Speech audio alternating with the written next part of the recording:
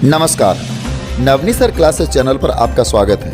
यह एक ऐसा प्लेटफॉर्म है जहां पर मिलती है आपको 6 to 12 एनसीईआरटी सोशल स्टडी की संपूर्ण जानकारी, जो आपको किसी भी कॉम्पिटिटिव एग्जाम में सक्सेस होने के लिए मदद कर सकती है। अगर आप हमारे चैनल पर नए हैं तो चैनल को लाइक सब्सक्राइब करें। साथ ही आप चाहते हैं कि हमारे वीडियो सबसे पहले आपके पास पहुंचे तो बेल आइकन दबाना ना भूलिएगा, तो हम आप तक और आप हम तक आसानी से पहुंच सकें।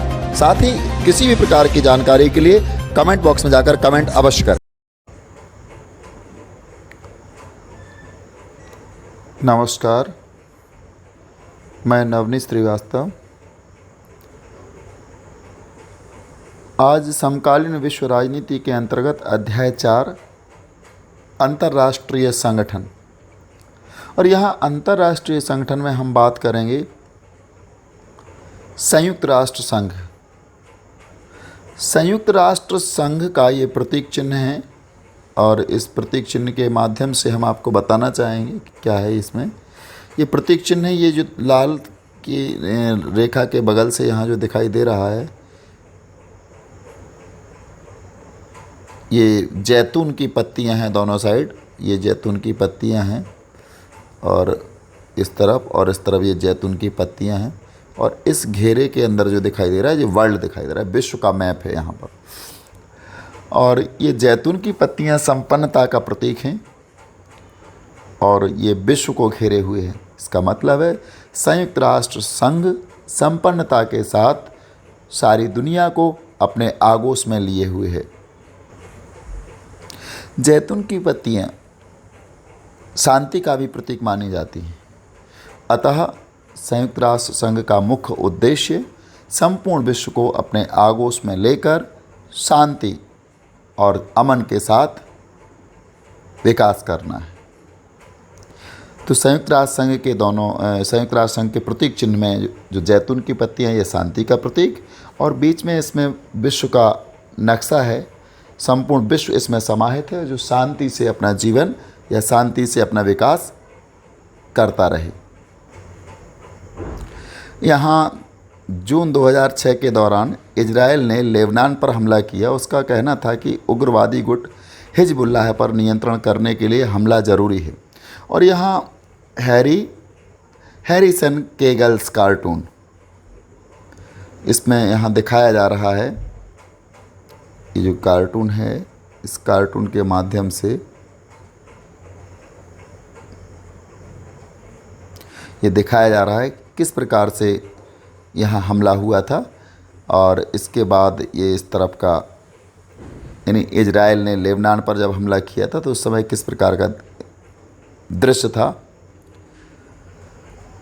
भारी संख्या में आम नागरिक मारे गए थे। इसमें कई सार्वजनिक इमारत और रिहायशी इलाके इजरायली बमबारी की चपेट में आए। संयुक्त राष्ट्र संघ ने इस मामले पर एक प्रस्ताव बहुत बाद, यानी अगस्त में पास किया, और इजरायल सेना इस इलाके से अक्टूबर में ही वापस हो सकी। ये दोनों कार्टून इस संकट में संयुक्त राष्ट्र संघ और उसके महासचिव की भूमिका पर टिप्पणी करते हैं। यहाँ ये एक कार्टून ये है और एक कार्टून ये है, दोनों संयुक्त राष्ट्र संघ और उसके महासचिव पर टिप्पणी करते हैं। हम यहाँ संयुक्त राष्ट्र संघ की संरचना और इसके प्रमुख अंगों पर प्रकाश डालेंगे। तो यहाँ संयुक्त राष्ट्र संघ की संरचना में सबसे पहले अगर देखा जाए तो मुख्य इसका जो संगठन का आधार है वो है आम सभा। यहाँ आम सभा दर्शाई गई है। ये जो दिखाई दे रहा है ग्रीन सर्किल में, ये आम सभा है। इसमें 193 सदस्यों के प्रतिनिधि, सभी को एक समान मत, प्रमुख निर्णयों के लिए 2/3 और बाकी में सामान्य बहुमत की ज़रूरत। निर्णय सभी सदस्यों पर बाध्यकारी नहीं है। मतलब यह है कि इसमें कुल 193 जितने भी प्रतिनिधि संयुक्त राष्ट्र संघ के, वो महासभा के सदस्य हैं, सबको एक मत देने का अधिकार दिया गया है। और प्रमुख निर्णयों के लिए 2/3 और बाकी में सामान्य बहुमत की ज़रूरत निर्णय सभी सदस्यों पर बाध्यकारी नहीं होता। यहाँ हम देखें, हम आम सभा से जुड़े हुए कितने संगठन हैं संयुक्त राष्ट्र संघ के, और वही इसके अंग कहलाएंगे। सर्वप्रथम हम यहाँ पहुँचते हैं जो इसके सहायक निकाय हैं। इनमें सबसे पहले आती है सुरक्षा परिषद, जो ग्रीन सर्कल में हमने दिखाया गया सुरक्षा परिषद। सुरक्षा परिषद 15 सदस्य हैं। इसमें कुल मिलाकर सुरक्षा परिषद में 15 सदस्य हैं। 5 स्थायी सदस्यों चीन, फ्रांस, रूस, ब्रिटेन और अमेरिका को वीटो अर्थात निषेधाधिकार का अधिकार, 10 अस्थायी सदस्यों का चुनाव आम सभा द्वारा 2 वर्षों के लिए निर्णय सभी सदस्यों पर बाध्यकारी, यानी इसका निर्णय जो होता है वो सभी सदस्यों पर बाध्यकारी है। कुल 15 सदस्य हैं, 5 इसमें स्थायी सदस्य हैं, 10 अस्थायी सदस्य हैं। अस्थायी सदस्यों का चुनाव महासभा द्वारा 2 वर्ष के लिए किया जाता है। और स्थायी सदस्यों की अगर हम बात करें तो इसमें सबसे पहले आता है चीन, फ्रांस, रूस, ब्रिटेन और अमेरिका। इनको निषेधाधिकार अर्थात वीटो पावर दिया गया है। किसी भी निर्णय को इनमें से कोई भी वीटो पावर धारक देश या सदस्य किसी भी निर्णय को मनाही कर सकता है, उसको रोक सकता है। इसको वीटो पावर कहा जाता है। इसके बाद इसकी सहायक निकाय आते हैं। सहायक निकाय में सैन्य सहमति, यानी सुरक्षा परिषद को सैन्य सहमति है, सैन्य समिति, अंतर्राष्ट्रीय अपराध, न्यायाधिकरण, पूर्व में यूगोस्लाविया या रवांडा, शांति संस्थापक अभियान और मिशन, ये इसकी सहायक निकाय है। दूसरा इसका निकाय आता है जिसका नाम है संबद्धता संगठन।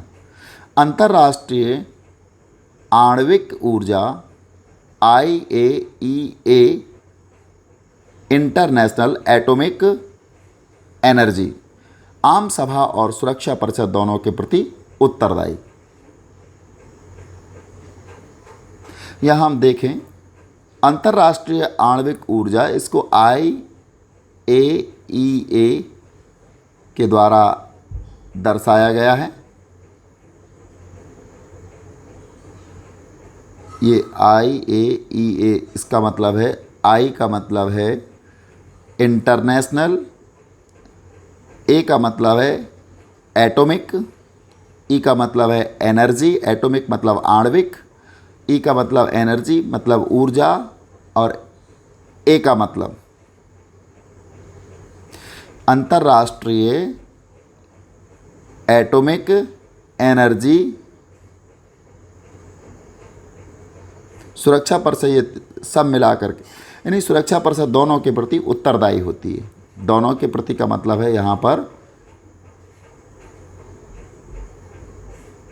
सहायक निकाय और संबद्ध गठबंधन।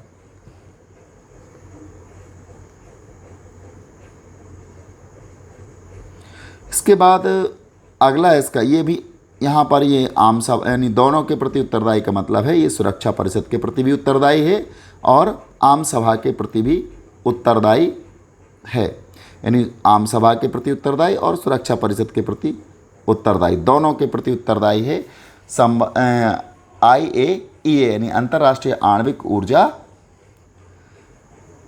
अब यहाँ हम देखते हैं इसमें अगला अंग इसका है अंतर्राष्ट्रीय न्यायालय। इसमें 15 न्यायाधीशों का चुनाव 9 वर्षों के लिए आम सभा और सुरक्षा परिषद दोनों में पूर्ण बहुमत द्वारा होता है। इसका मुख्यालय हॉलैंड के हेग शहर में है। अब यहाँ इसको, ये भी दोनों के प्रति उत्तरदायी है। यहाँ पर ये देखते हैं हम, ये दिख रहा है ना, यहाँ पर ये सुरक्षा परिषद के प्रति भी उत्तरदायी है और ये जा कर के आम सभा के प्रति भी उत्तरदायी है।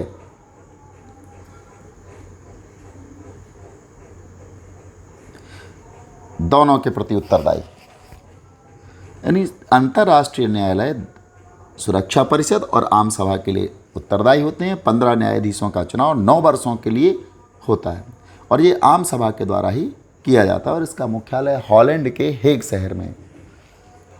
अब अगला इसका अंग आता है शोध और प्रशिक्षण संस्थान, सामाजिक विकास के लिए शोध संस्थान।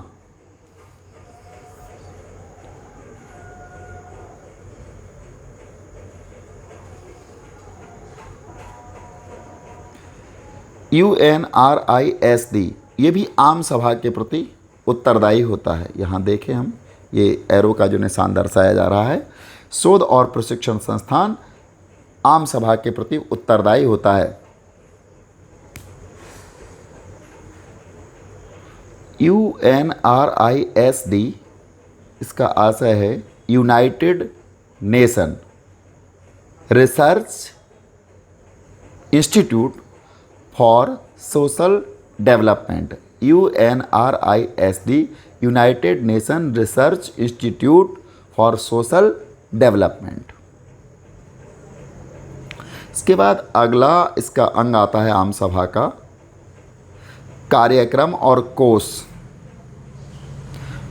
व्यापार एवं विकास सम्मेलन अनकैटेड अर्थात UNCTAD व्यापार एवं विकास सम्मेलन यूनाइटेड नेशन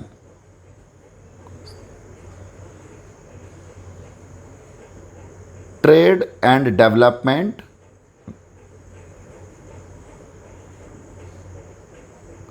पर्यावरण कार्यक्रम UNEP United Nation Environment Programme. विकास कार्यक्रम UNDP यानी यूनाइटेड नेशन डेवलपमेंट प्रोग्राम। बाल कोष UNICEF यूनाइटेड नेशन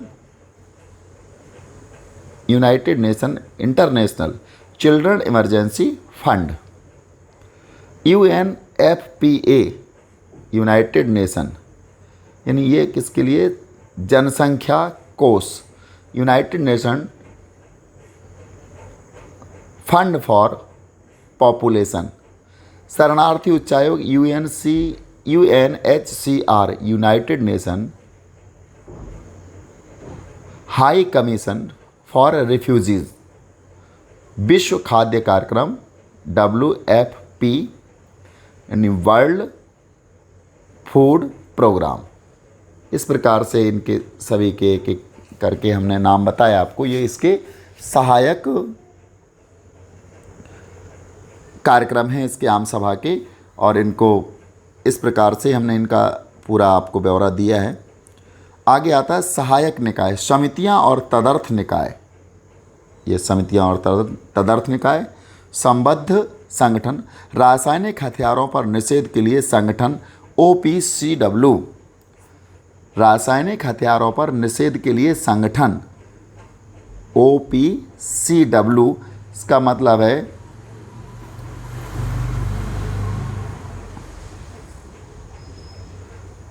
रासायनिक हथियार, केमिकल वेपन्स निषेध के लिए संगठन, ऑर्गेनाइजेशन फॉर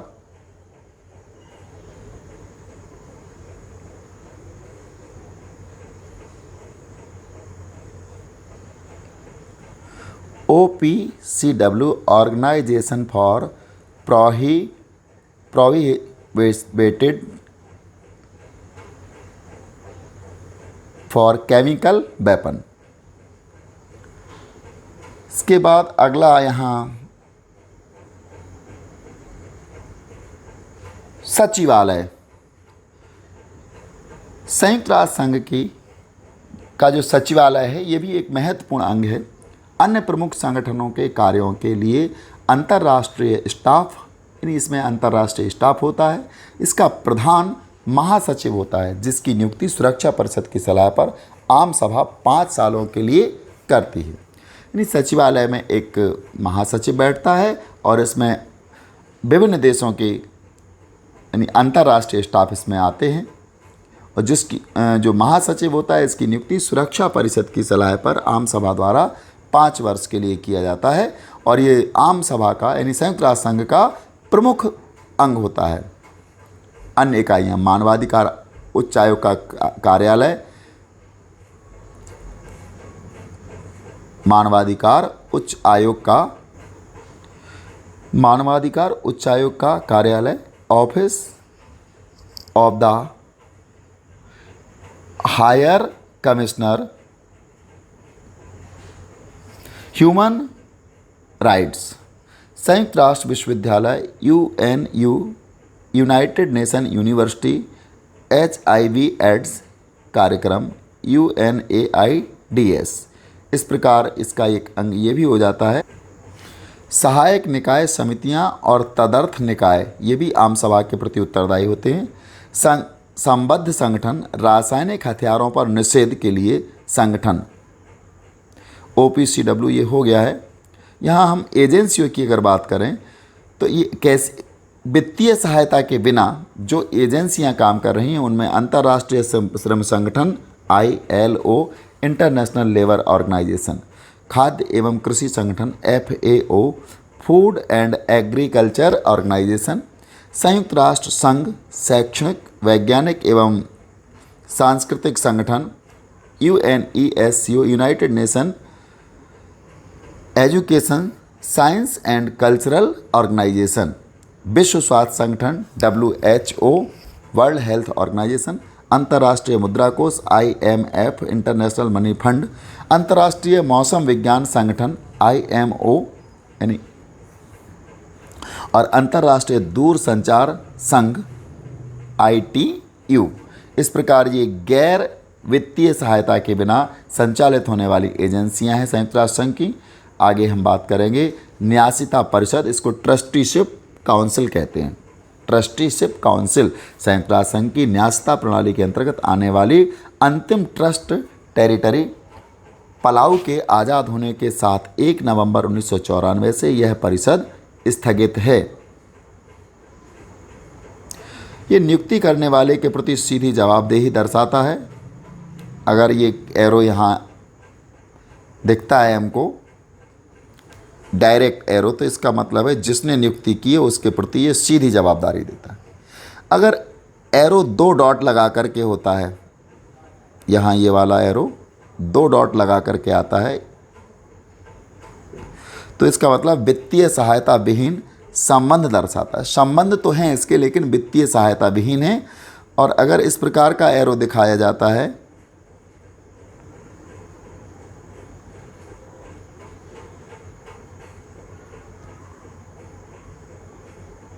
तो ये सुरक्षा परिषद की विशेष स्थिति दर्शाता है। यह 5 स्थायी सदस्यों के निषेधाधिकार यानी वीटो पावर से निर्मित होती है।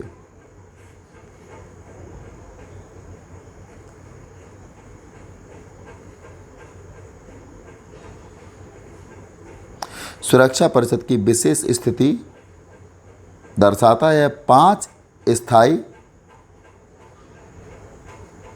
सदस्यों के निषेधाधिकार यानी वीटो से नियंत्रित होती है। ये संबद्ध संगठन है विश्व व्यापार संगठन WTO, वर्ल्ड ट्रेड ऑर्गेनाइजेशन, इसका संबद्ध हो गया। क्षेत्रीय आयोग, आर्थिक आयोग, अफ्रीका, यूरोप, दक्षिण अमेरिका और कैरेबियाई देश, आर्थिक और सामाजिक आयोग, एशिया प्रांत और पश्चिम एशिया।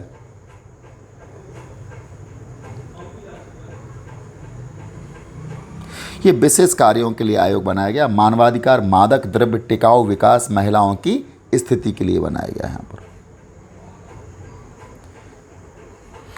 यहाँ ये जो चित्र दिखाया गया है ये UN70 यानी द फ्यूचर वी वांट, बान की मून संयुक्त राष्ट्र संघ के महासचिव, बान की मून जो संयुक्त राष्ट्र संघ के महासचिव 2015 में बनाए गए थे, ये नई दिल्ली में संयुक्त राष्ट्र संघ की 70वीं वर्षगांठ का जश्न मनाने की शुरुआत करते हुए, यहाँ नई दिल्ली में संयुक्त राष्ट्र संघ की 70वीं वर्षगांठ का जश्न मनाते हुए, इसीलिए इस पे लिखा है UN70।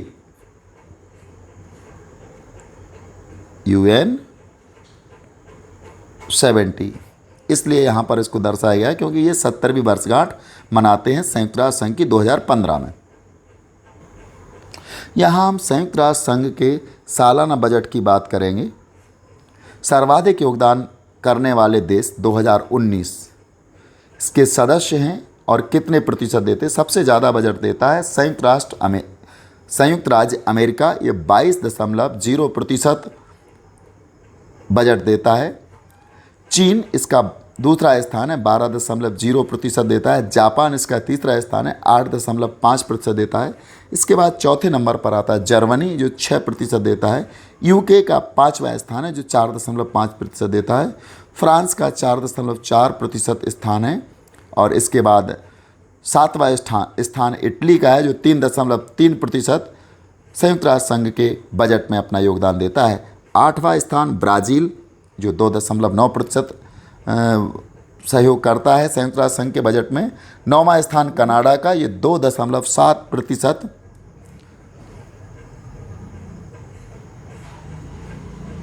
बजट में सहायता करता है। इसके बाद 10वां स्थान रूस का आता है जो 2.4%।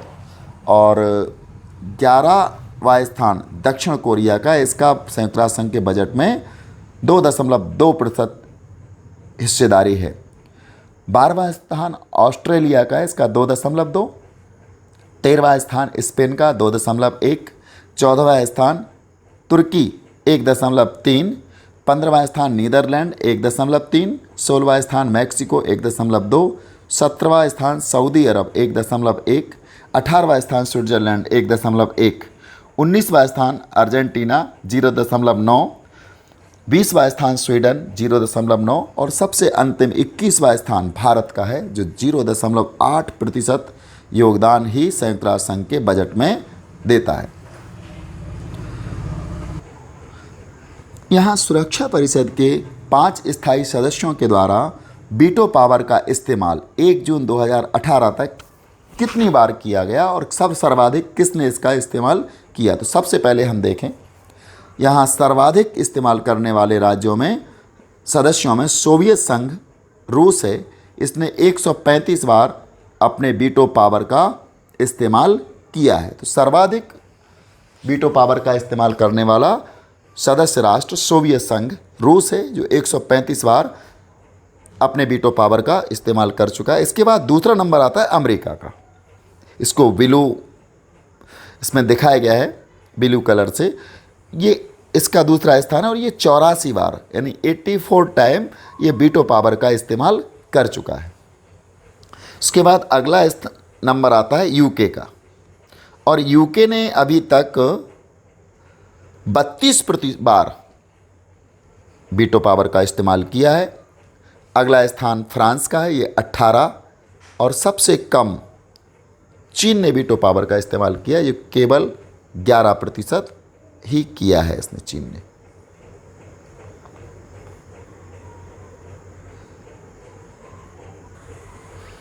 यहाँ एक माइकल लेन केगल्स कार्टून के द्वारा यहाँ संयुक्त राष्ट्र संघ के व्यक्तित्व के बारे में बताया गया है। इसके इस हाथ में यूएन है, यानी कि दाएं हाथ में यूनाइटेड नेशन संयुक्त राष्ट्र संघ है, जबकि बाएं हाथ में बार है। यहाँ ये बताया जा रहा है कि यदि आप दाएं हाथ से बात नहीं समझोगे, यानी संयुक्त राष्ट्र संघ में जो जैतून की पत्ती लेकर के यूएन का प्रतीक चिन्ह दिखाया गया है, यानी जैतून की पत्ती चूँकि शांति का प्रतीक होती है, यदि आप दाएं हाथ से समझने का प्रयास नहीं करेंगे, यानी शांति से समझने का प्रयास नहीं करेंगे, तो फिर हमारा बायां हाथ तैयार है। और इसमें जो नाखून दिखाई दे रहे हैं ये मिसाइल की तरह परमाणु बम या खूंखार के रूप में दिखाए गए हैं। फिर यहाँ बार होगा। अगर आप शांति से नहीं समझोगे तो फिर आपको शक्ति से समझाया जाएगा। यहाँ इस कार्टून के द्वारा यही दर्शाने का प्रयास। समकालीन विश्व राजनीति के अंतर्गत हम अध्याय 4 अंतर्राष्ट्रीय संगठन का अध्ययन करते आ रहे हैं।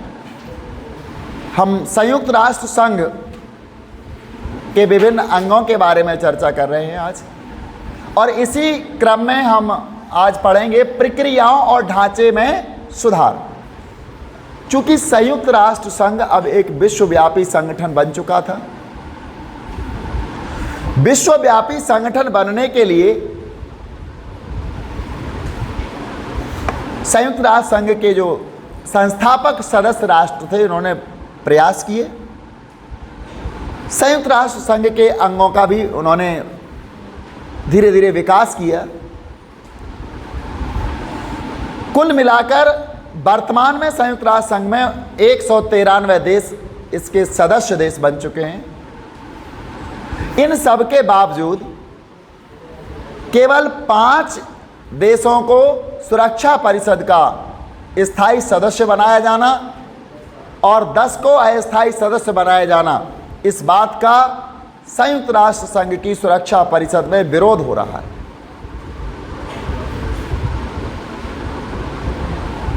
जो नव प्रवेशित देश हैं, जो अभी नए नए सदस्य बने हैं संयुक्त राष्ट्र संघ के, उन सब देशों का, उन सब सदस्यों का मानना है कि संयुक्त राष्ट्र संघ को और व्यापक बनाया जाए, इसमें कुछ सुधारों की आवश्यकता है, सुरक्षा परिषद में सुधारों की आवश्यकता है। और वो सुधार क्या है? इसके ढांचे में भी परिवर्तन किया जाए। यही हमारा टॉपिक है, प्रक्रियाओं और ढांचे में सुधार। तो सदस्य राष्ट्र क्या कहते हैं? उनका कहना है सुधार होने चाहिए, सुधार होने चाहिए। इस सवाल पर व्यापक सहमति है, लेकिन सुधार कैसे किया जाए, मसला कठिन है। दुनिया में बहुत से व्यक्ति ऐसे आपको मिल जाएंगे जो कहेंगे सुधार होना चाहिए, सुधार होना आवश्यक है, लेकिन सुधार कैसे होना है, इस बात पर सब चुप्पी साध लेते। सुधार होना कैसे है, इस बात का कोई जवाब नहीं देता है। यही बात संयुक्त राष्ट्र संघ की सुरक्षा परिषद में। एक कहानी हम आपको सुना देते हैं। एक शहर में एक व्यक्ति रहा करता था, उसका एक मित्र था। मित्र जब भी कोई कार्य करता था, लोग कोई ना कोई गलती उसमें निकाल देते थे, कोई ना कोई कमी उसमें बता देते थे। जब भी वो कोई कार्य करे, कोई ना कोई कमी उसमें बता दी जाती। स्वाभाविक है, आप जानते हो, कॉमन सेंस से सब निकाल देते हैं। आप भी कोई काम करोगे तो उसमें सभी लोग कमियां निकाल देंगे। वो दुखी हुआ बेचारा, अपने मित्र के पास पहुंचा, मित्र से कहने लगा, मित्र, मैं कोई भी काम बड़ी ईमानदारी से, बड़ी लगन से, बड़े सोच विचार कर करता हूँ, लेकिन जैसे मैं कोई कार्य करता हूँ, लोग उसमें कमियां निकाल देते हैं। चूँकि हमारे इस उपमहाद्वीप में एक आध्यात्मिकता बहुत बड़ी शक्ति रही है। जब भी कोई ऐसी समस्या आई हमारी समाज के सामने, समय समय पर आध्यात्मिक लोगों ने उसका बड़ा अच्छा हल निकाला है। चाहे उनमें महात्मा बुद्ध हों, स्वामी विवेकानंद जी हों, या और बड़े बड़े दार्शनिक हों। उस मित्र ने कहा, एक काम करते हैं, हम तुम्हारी समस्या का समाधान खोज लाते हैं।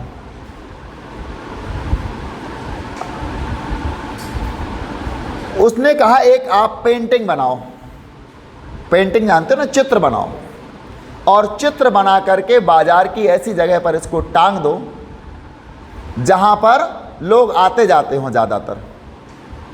उसके नीचे लिख दिया गया कि जो भी इस चित्र में कमी बताए,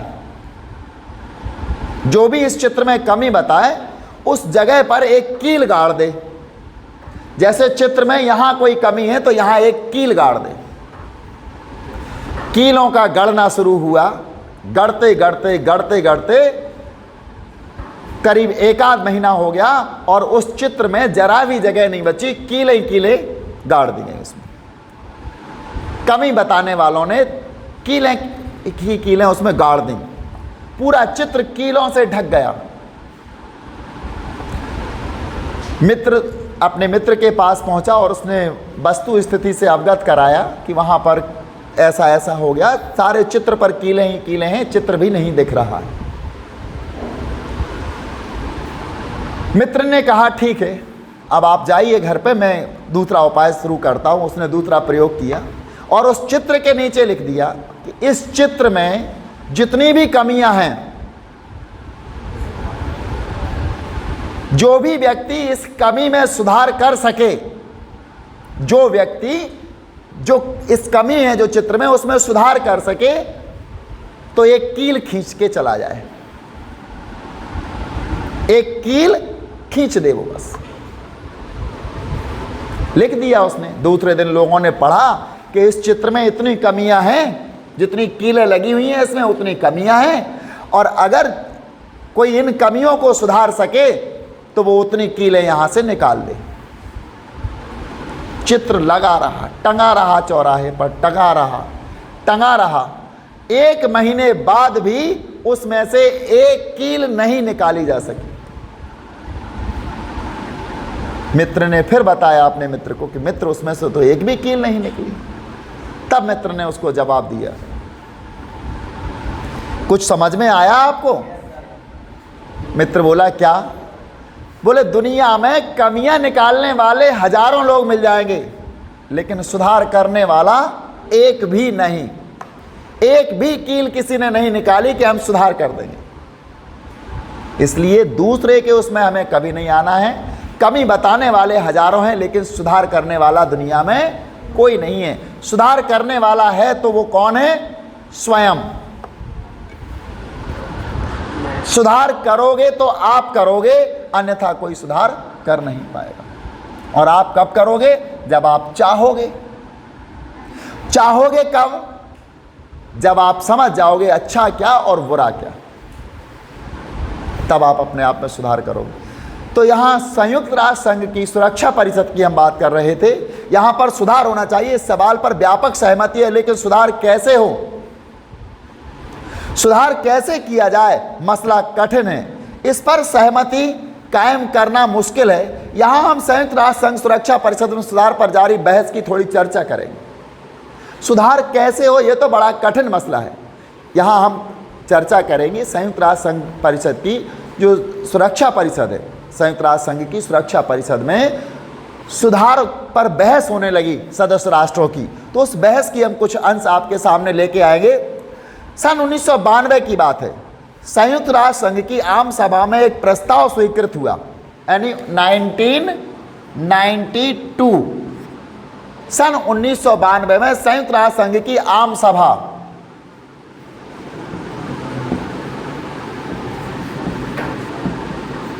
संयुक्त राष्ट्र संघ की आम सभा में एक फैसला लिया गया, प्रस्ताव स्वीकृत हुआ। प्रस्ताव में 3 मुख्य शिकायतों का जिक्र था। एक प्रस्ताव स्वीकृत किया गया,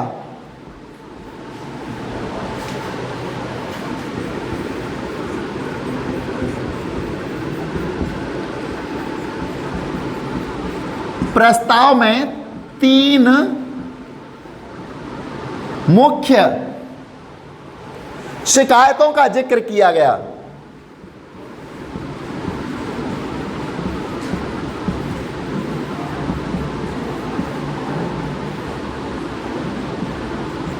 जिक्र किया गया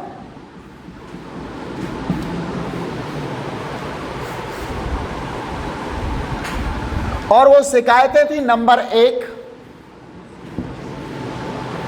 इसमें लिखा था सुरक्षा परिषद अब राजनीतिक वास्तविकताओं की नुमाइंदगी नहीं करती। पहला प्रस्ताव था, इसमें पहली शिकायत थी, ये सदस्य देशों द्वारा शिकायत की गई थी कि सुरक्षा परिषद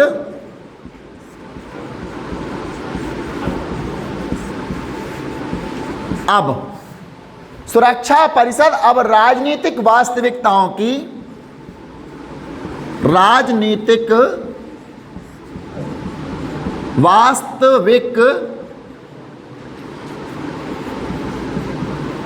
वास्तविकताओं की नुमाइंदगी नहीं करती है, यानी वास्तविकताओं को दर्शाती नहीं है।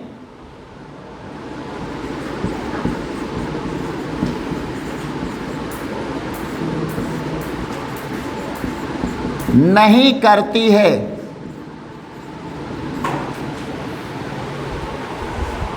पहली शिकायत थी।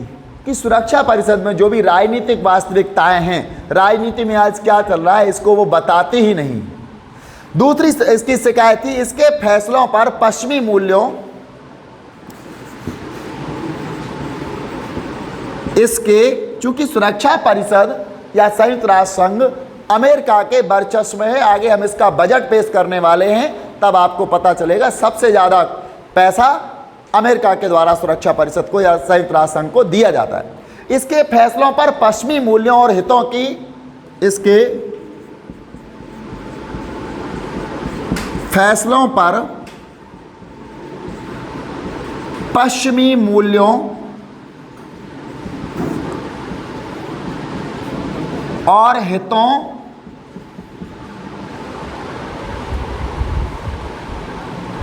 की छाप होती है।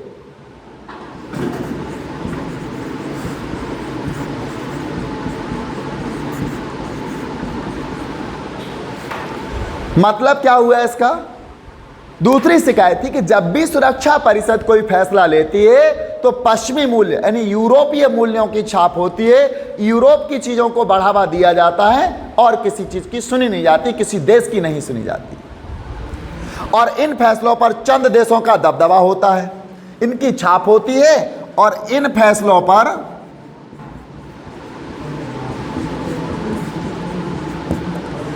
चंद देशों का दबदबा होता है। चंद देश जैसे कि अमेरिका, इन फैसलों पर चंद देशों का दबदबा होता है।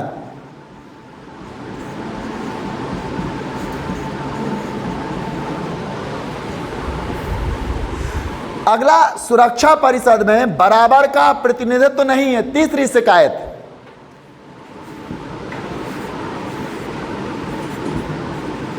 सुरक्षा परिषद में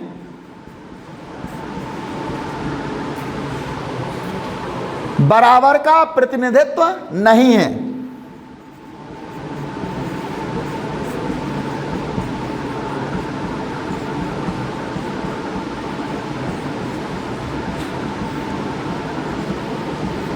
नहीं है मतलब केवल 5 देशों को ही आपने वीटो पावर दे रखा है, निषेधाधिकार दे रखा है। शेष 188 देश बगैर निषेधाधिकार के। बराबर का प्रतिनिधित्व कहाँ है? सुरक्षा परिषद में 10 अस्थायी सदस्यों को सम्मिलित किया जाता है और इनका चुनाव महासभा के द्वारा 2 वर्ष के लिए किया जाता है। केवल 193 देशों में से 193 कंट्रीज में से केवल 15 कंट्रीज को ही आप प्रतिनिधित्व दे रहे हैं इसमें। शेष तो पर्याप्त देश रह जाते हैं। तो ये 3 शिकायतें मिली थी। संयुक्त राष्ट्र संघ के ढांचे में बदलाव की इन बढ़ती हुई मांगों के मद्देनजर 1 जनवरी 1997 को, यानी अब इन्हीं शिकायतों को लेकर संयुक्त राष्ट्र संघ में की सुरक्षा परिषद में इसके ढांचे में बदलाव की मांग उठने लगी। देश क्या चाह रहे थे कि इस सुरक्षा परिषद के ढांचे में बदलाव हो जाए, इसमें और अधिक अस्थायी सदस्य जोड़े जाएं और अधिक सदस्यों को स्थायी बनाया जाए। स्थायी बनाने के लिए प्रक्रिया सरल हो, बहुत सारे बदलाव वहां के सदस्य देश चाह रहे हैं। लेकिन जब ऐसी मांग उठने लगी संयुक्त सुरक्षा परिषद के यानी संयुक्त राष्ट्र संघ के ढांचे में बदलाव की जब मांग उठने लगी तो सन 1997 को संयुक्त राष्ट्र संघ के महासचिव कोफी अन्नान, जो कि घाना के थे, हमने कल बताया था आपको, संयुक्त राष्ट्र संघ के महासचिव कोफी अन्नान ने जांच शुरू करवाई। यानी 1997 जब सुरक्षा परिषद में संयुक्त राष्ट्र संघ के ढांचे में परिवर्तन की मांग उठने लगी तो संयुक्त राष्ट्र संघ के महासचिव यानी इसके महासचिव कोफी अन्नान, इनका नाम क्या था? Kofi Annan.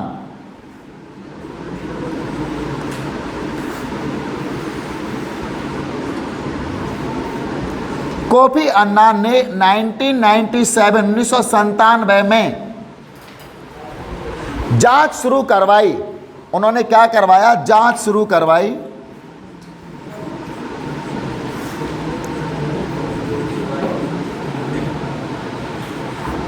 जांच शुरू करवाई कि सुधार किए जाना है या नहीं।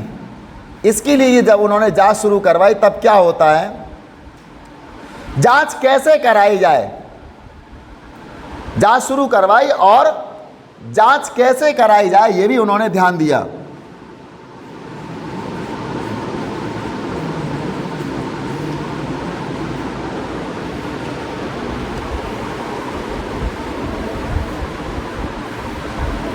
मिसाल के तौर पर यही कि क्या सुरक्षा परिषद के नए सदस्य चुने जाना चाहिए, मतलब जांच कैसे कराएं, और मिसाल के तौर पर यह था क्या सुरक्षा परिषद में नए सदस्यों को चुना जाना चाहिए। इसके बाद के सालों में सुरक्षा परिषद की स्थायी और अस्थायी सदस्यता के लिए मानदंड सुझाए गए। यानी 97 के बाद जब कोफी अन्नान ने जांच करवाई कि सुरक्षा परिषद यानी संयुक्त राष्ट्र संघ के ढांचे में परिवर्तन किया जाए, सुरक्षा परिषद में सुधार किया जाए, इसमें और अधिक सदस्य जोड़े जाए, तो इसके लिए क्या होता है, मानदंड सुझाए गए। मानदंड का मतलब था कि किन किन सदस्यों को क्या उनकी योग्यताएं हो जिनको हम सुरक्षा परिषद में स्थायी सदस्य बनाएं, और क्या योग्यता हो उन्हें अस्थायी सदस्य बनाएं। कुछ मानदंड तो होंगे, नहीं तो 193 सदस्य शामिल हो जाएंगे उसमें। उनकी कुछ एलिजिबिलिटी होगी, कुछ योग्यता होगी। इनमें से कुछ निम्नलिखित सुझाव आए कि एक नए सदस्य को, इसमें से कुछ सुझाव आए वो निम्न प्रकार थे।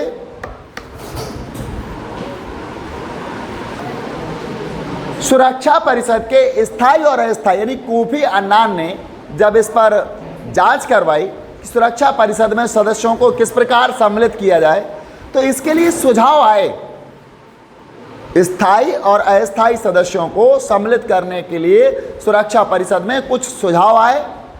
उन सुझावों को हम यहाँ इस प्रकार से देखेंगे, वो निम्न प्रकार थे। सबसे पहला सुझाव था बड़ी आर्थिक ताकत होना चाहिए, यानी सुरक्षा परिषद का स्थायी या अस्थायी सदस्य बनाना है तो उसको सबसे पहला सुझाव आया कि वो क्या हो, वो देश बड़ी आर्थिक ताकत होना चाहिए।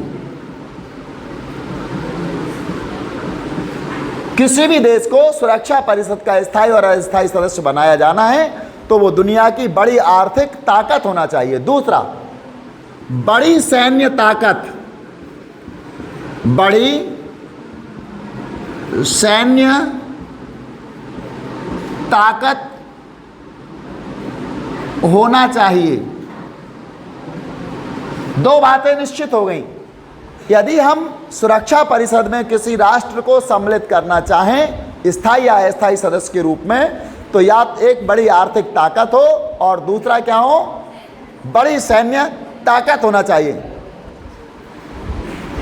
तीसरा, संयुक्त राष्ट्र के बजट में ऐसे राष्ट्र का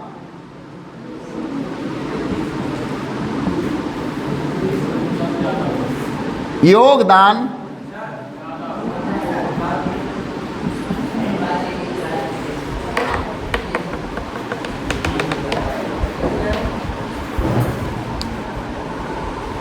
ज्यादा हो। इसके बाद आता है आबादी के लिहाज से बड़ा राष्ट्र हो। संयुक्त राष्ट्र के बजट में ऐसे राष्ट्र का योगदान ज्यादा हो। और चौथा इसका, यानी कि संयुक्त राष्ट्र संघ की सुरक्षा परिषद में स्थायी या अस्थायी देश के रूप में सम्मिलित करने के लिए चौथा मानदंड है, यह देश आबादी के लिहाज से बड़ा हो।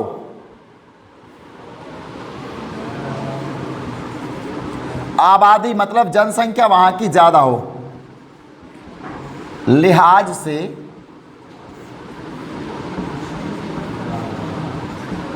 बड़ा हो। पांचवा मानदंड, ऐसा देश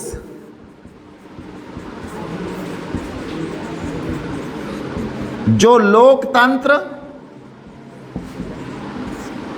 मतलब उस देश को हम सम्मिलित कर सकते हैं जो लोकतंत्र और मानवाधिकारों का सम्मान करता हो, जो लोकतंत्र और मानवाधिकारों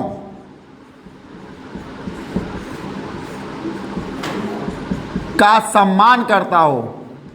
इस मापदंड पर पाकिस्तान खरा नहीं उतरेगा। अधिकारों का सम्मान करता हो, यानी जहां लोकतंत्र हो और मानवाधिकारों का वहां सम्मान हो। चूंकि पाकिस्तान आतंकवादी गतिविधियों में लिप्त रहता है, इसलिए ये मानवाधिकारों का सम्मान करने वाला राष्ट्र नहीं हो सकता। लोकतंत्र भी वहां नहीं रहता है। कभी तानाशाही आ जाती है, कभी सैन्य शासन आ जाता है, कभी लोकतंत्र फिर बहाल हो जाता है। वहां तो खेल चलता रहता है। इसके बाद यह देश ऐसा हो कि अपने भूगोल, छठा, यह देश ऐसा हो, यह देश ऐसा हो कि अपने भूगोल, अर्थव्यवस्था और संस्कृति के लिहाज से, अपने भूगोल, अपनी अर्थव्यवस्था और संस्कृति के लिहाज से विश्व की विविधता की नुमाइंदगी करता हो। कि अपने भूगोल और संस्कृति, भूगोल और अर्थव्यवस्था का, भूगोल, अर्थ और अर्थव्यवस्था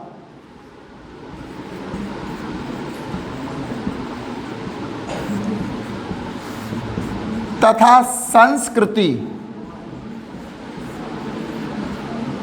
तीन चीजें यहां पर हैं। भूगोल हो गया, अर्थव्यवस्था और संस्कृति के लिहाज से विश्व की विविधता की नुमाइंदगी करता हो। संस्कृति के लिहाज से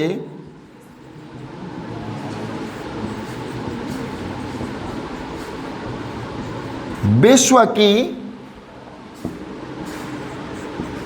विविधता की नुमाइंदगी